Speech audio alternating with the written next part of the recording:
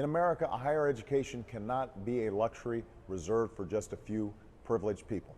15% have been reserved for trade-sensitive, trade-intensive industries, recognizing that because of the global nature of their competition, there are some transition issues.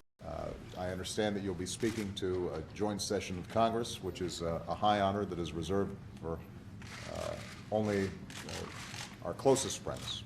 And I think it's a measure of the degree to which Australians are held in such high esteem by Americans, partly because we share so much. I know that's an honor that's reserved for those who have always shown themselves to be a great friend of the United States and is indicative of the friendship between our countries.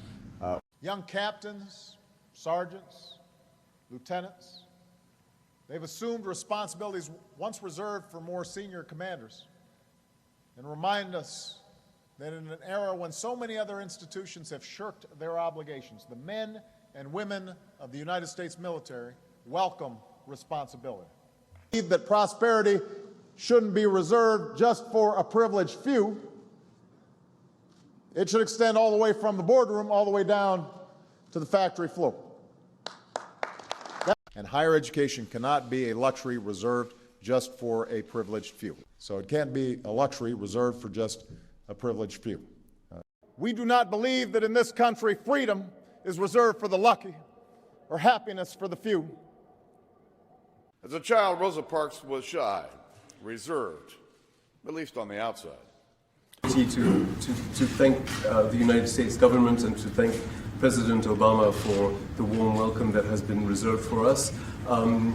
And as we discuss past events, but also as we set the roadmap for the future of my country. We know all too well after 9/11 just how technology and globalization has put power once reserved for states in the hands of individuals, raising the capacity of terrorists to do harm.